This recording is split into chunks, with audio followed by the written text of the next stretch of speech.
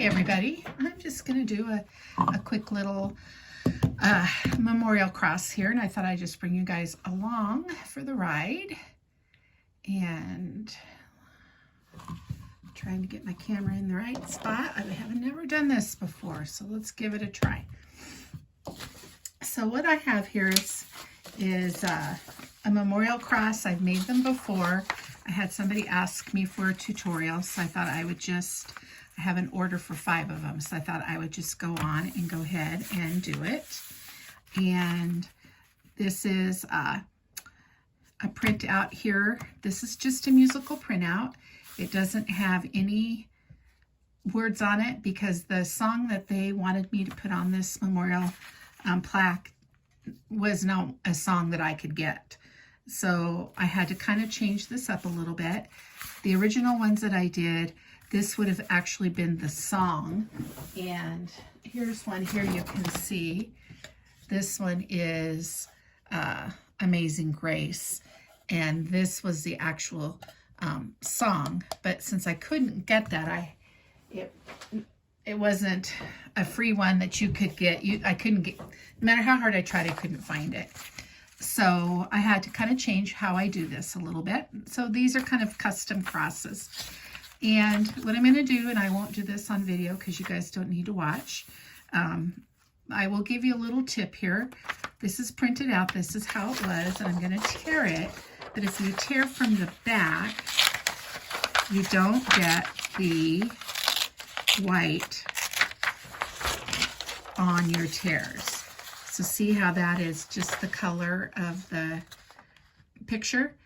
If I did it this way, it would be white. So that's just a little tip for everybody. So I'm going to get this all taken care of, and then I'll be back. Okay, so I've got everything dry, or the Mod Podge is dry. So then I'm going to come here, and I'm going to go ahead and place this on. There's no real right or wrong. You're just going to kind of make it, it's a rustic cross, so it's not going to matter if it's perfect. And then I'm going to do the iron-on method. And if you haven't seen that before, you dry your Mod Podge, and then you do a piece of parchment paper, and you iron on the parchment paper. Now, I've also used, I think they're like a silicone pad or something. That works as well. You're just trying to protect your iron from the Mod Podge. Now, my little iron is just one that I got from Walmart, and I want to get something different because this one is hard for me to turn on and off. So when this one goes kaput, I will get one that's different. Now, you have to be a little bit careful because I Mod Podged this whole board before, and this reactivates the Mod Podge. So I'm trying to be careful and not go out actually on the board too far, and just do the music.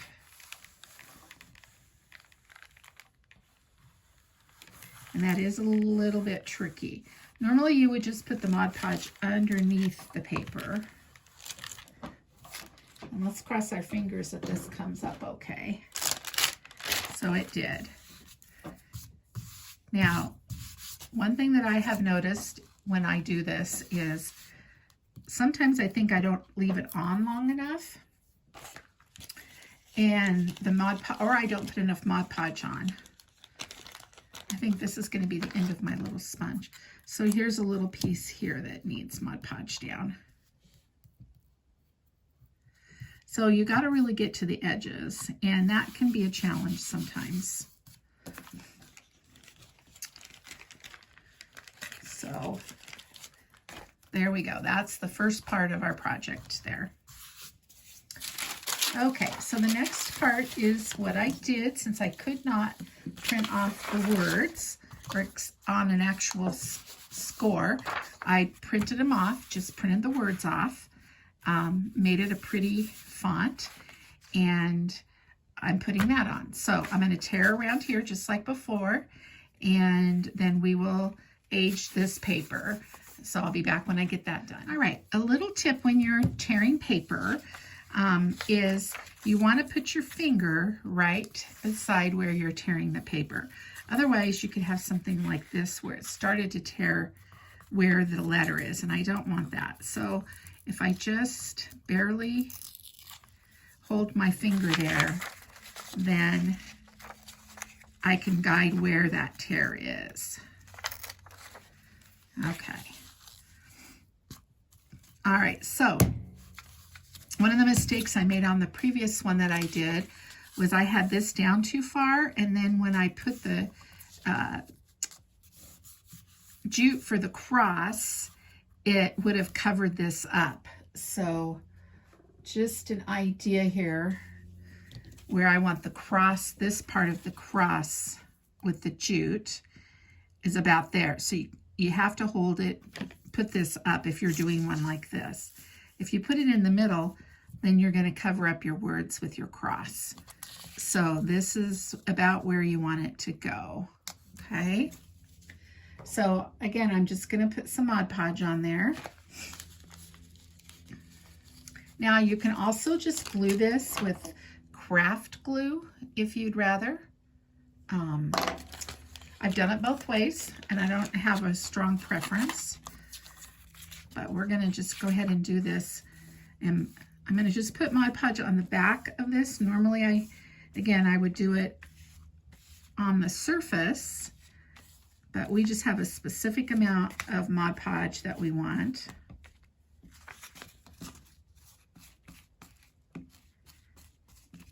So I'm just going to do it here. And again, I'm trying to figure out about where I'm going to put that twine to make the side of the cross. And here you're just going to rub this to try and keep there from being wrinkles. And as I turn this, you can see there's some here that didn't get Mod Podge. So we'll just put that down. And now I'm not a wrinkle person. Some people like the wrinkles. There's occasional times when I might like the wrinkles, but as a general rule, I don't want wrinkles. So you do have to kind of gently put this under. And I'm going to go ahead and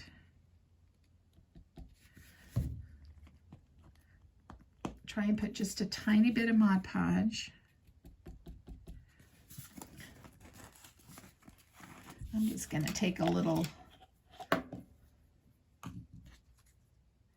bit of Mod Podge on a brush here and just kind of go underneath here where I want that Mod Podge, where it needs Mod Podge, and put down, that's that piece that I tore.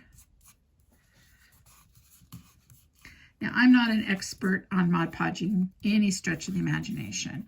There are far better people who have tutorials of how to Mod Podge. I'm just doing it from my experience. And again, I'm just going around the edges to make sure that they are tacked down. And if I can't easily lift it, then I just leave it.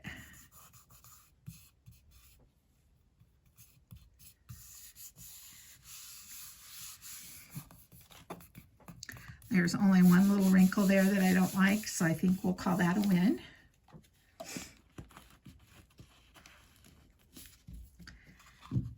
And now the next part is I'm going to age this sheet. Now you can print off, I do have paper, aged paper, that I could print this off on. The very first one I made for this customer, that's what I did. And there was such a stark difference between the paper that was already aged that I printed off and this, that I personally didn't like it. She was okay with it, but I decided I didn't like it. So I'm going to take my Distress Oxide, this is antique linen, and put some on a brush, and then I just brush it down like this. Again, I don't know the best way to do this, but this works for me. One thing I will say that I've learned is you want to not just do a heavy blob, kind of lightly go over it here. Otherwise you get blobs and it looks like you've stained it. Now maybe you don't care, and that's fine. And I don't mind a little bit of that, but I'm trying really hard to make it look like an old piece of paper. The edges take this stain really well. Now there's all kinds of stains out there. This is just what I have. I might, and until I've used it all, I'm not going to experiment with anything else. But, and I did, we are aging the ends, which I already did a little bit. So it doesn't matter if this gets on the board. These boards were painted in plaster. It's about a 3/4 inch board. My husband cut it for me. We went and bought a piece and cut it. Now, I printed this on a laser jet printer. So for the most part, I don't have to worry about it. The letters running or getting wet and making a little mark. Now, that's personal preference, how you want to do that. So there we have some aging. And again, it's not exactly the color of this. I looked for just a plain music score that I could print out on my paper that looks aged, and I couldn't find it. So now this is Vintage Photo, and I'm just gonna go over it just a little bit here.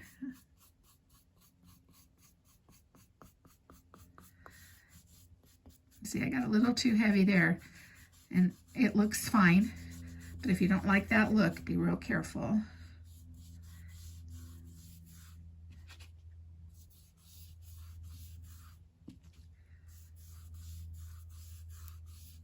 And I just used the same applicator for both colors, and it kind of mixes together.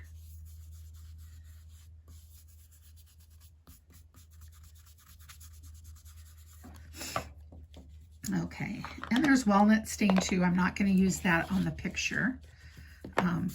So there we are. That's kind of how I age it a little bit. And this is closer to the color of that paper that I was printing off on.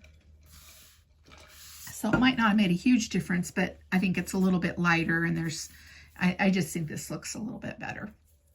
Okay, so the next thing we're going to do is what made this custom was that this customer wanted a picture of their mother-in-law on here. And so I had these little paper frames that I'd gotten somewhere. I don't know where I got them. And she had emailed me her picture, and I was able to print it out so it looked aged. And again, I'm just gonna,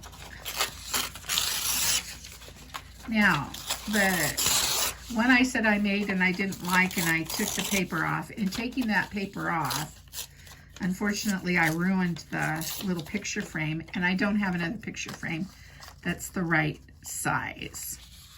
So I'm trying to figure out an option to making it not look quite so obvious. And again, I'm gonna tear this. And it's hard when you're doing it. Have a light here I can kind of hold it up to. I don't know if I like how that tore. Luckily, I do have extra pictures that I did.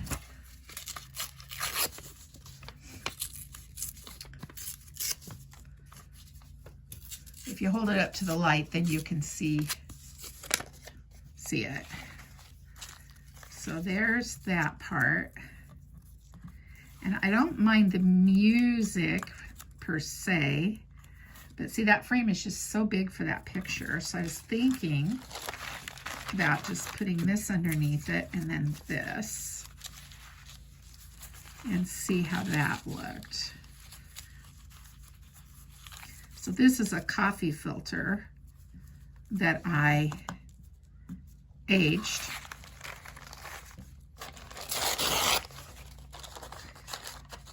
So it's had a little bit of aging done to it.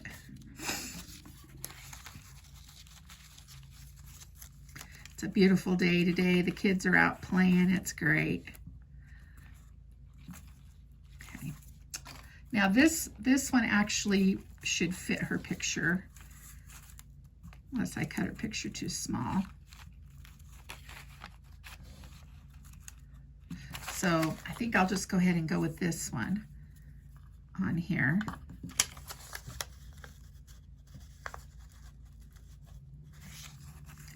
Don't want to cut her head off.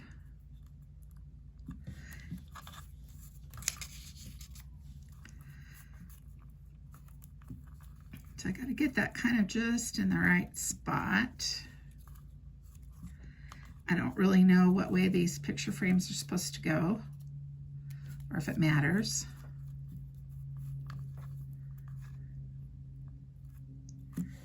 I think I like it like that. And then what I have to do is kind of cut around her picture to get it to fit. So I'm going to do that and I'll be back. Okay, so I got it cut.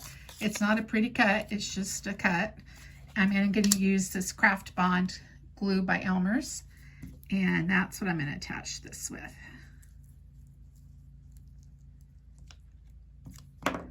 And I'm going to attach the picture. And I like it kind of wonky, kind of at an angle. And then I'm going to take this picture frame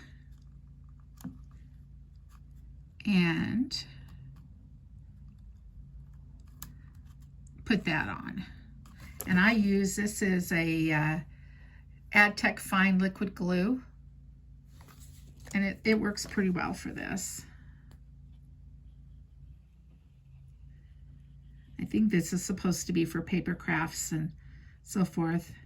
I dabble in paper crafts, but that is not my forte at this point. I'm not very good at it.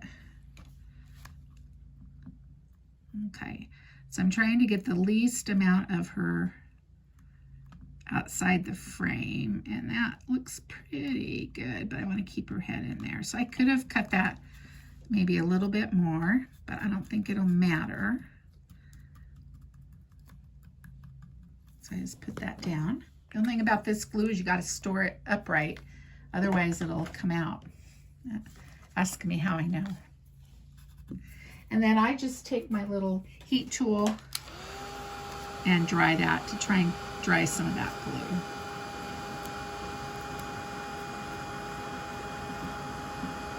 glue. And there's a spot here that I need to put a little glue on.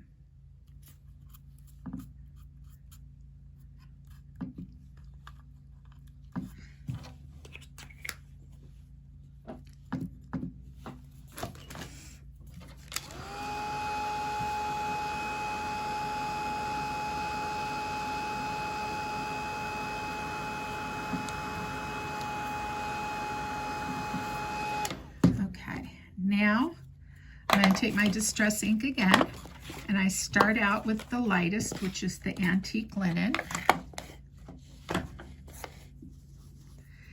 And I'm just going to go around the picture frame. And that's why I said I don't think that having a little bit down there will matter too much. Now, in my failed attempt earlier at this, I had some glue on here, and so this ink really, I don't know, it just, that whole project just was a do-over. You know, that happens sometimes.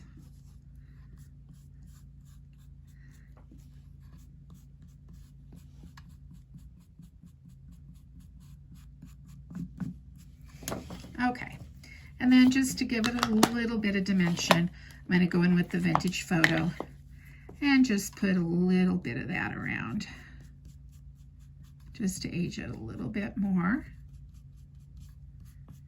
and kind of blend it. Okay, so that's what we've got so far. So now I'm going to take the Distress Oxide and Walnut Stain, and I'm just going to go around the edges and distress this a little bit. This is optional. The distressing is definitely optional. If you don't like this distress look, then don't do it. Some people are really into grunge, and I'm not that much into it. But I do think that putting a little bit of the wax around does kind of just make it not look like there's just a piece of paper glued onto a board. And then also kind of around the edges. And it probably doesn't help blend in the edges, but it makes me feel better. And if you have a little bit of white like I had there from the tear, just age it. Okay, so now we're on to the next step, and this is the twine. So because this one is a little bit different and had the song printed out instead of on the actual music, I'm using very fine twine. Before I used a little bit thicker twine, but this time I don't want it to cover up the words too much. So this is my eyeball center. This is probably as far as I want it to go over.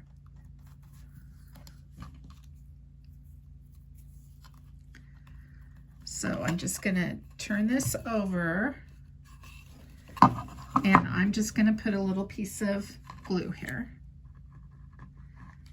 And I have found that the glue seems to hold and do fine.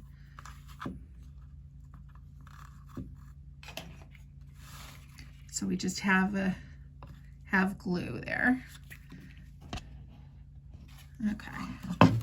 And then I'm just going to wrap it. And so I wrap it 5 times. Why? I don't know. That's just kind of the magic number that I've come up with. I like odd numbers. 3 isn't enough for me, so I do 5. So I'm going to finish that up and I'll show you. All right, so here you can see that there's 5, and I kind of play with it. These can either all be together or they can be spread out a little bit. It's kind of your preference, and I kind of let the piece just talk to me about how I want that.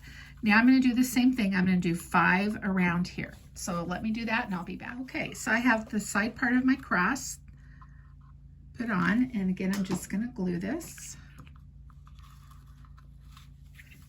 And if I turn it back over, you'll see how where I put it, kind of where there was a break in the music there. And that's what I was talking about earlier. I had messed that up. So learn from my mistake. And again, these are apart just a little bit. And then the next thing is to make it look more like a cross. In my opinion, it would look better. So I just take a little piece of twine here, and I go up underneath both sides.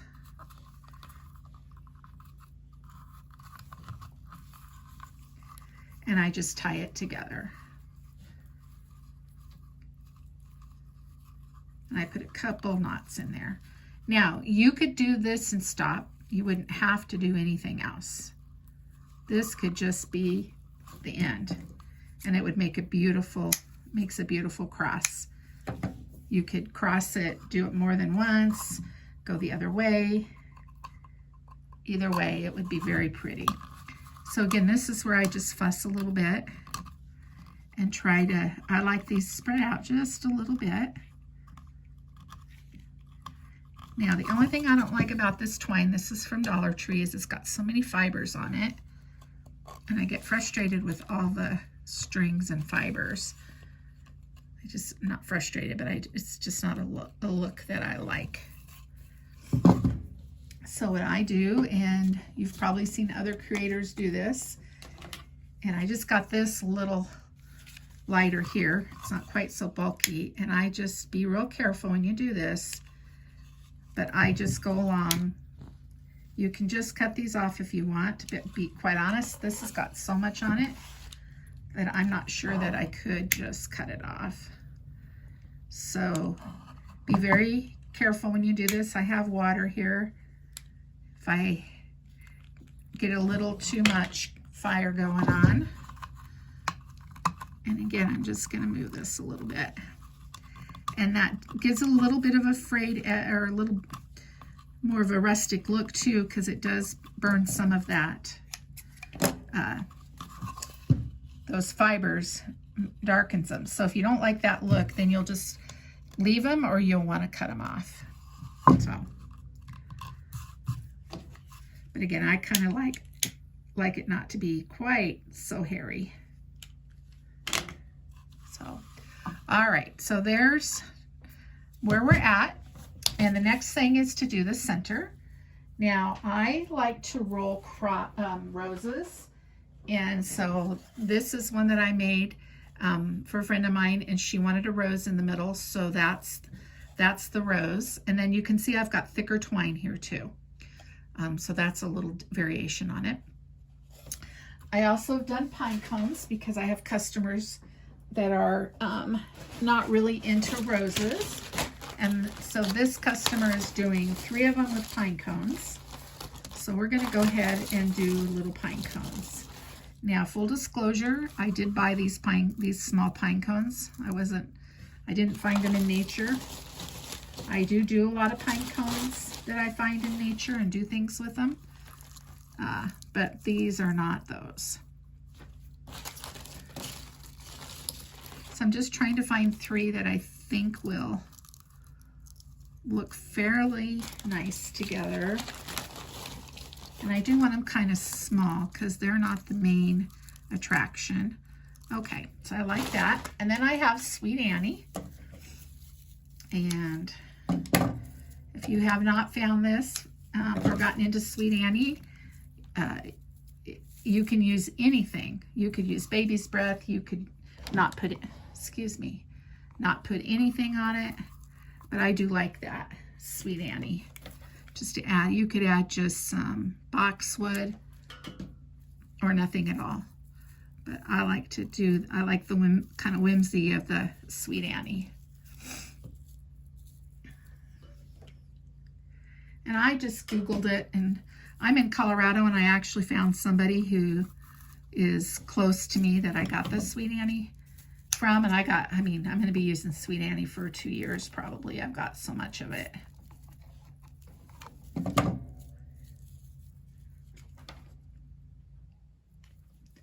So I just put a little bit of glue and just kind of stick it in there. And so far it seems to stay, and it smells good. And I haven't had any issues with it coming out. It probably sheds just a little bit.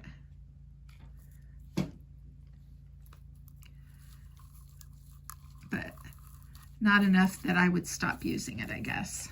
Okay, so it doesn't really matter how you put it on there. So I just took one twig and kind of played with it. And then the last step on this cross is to glue on the pine cones. And like I said, I'm doing 3 of them.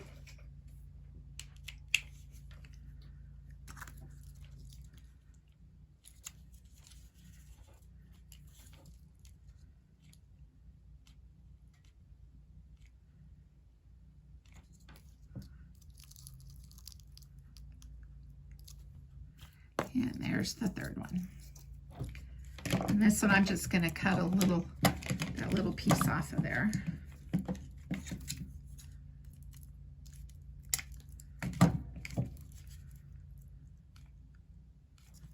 so that it'll lay fairly flat to the other ones.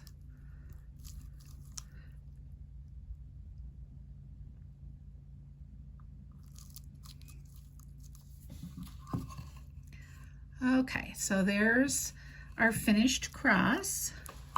The glue needs to set up a little bit, and you probably could put different glue on there if you were concerned about it. I think that once it sets up, it'll be fine.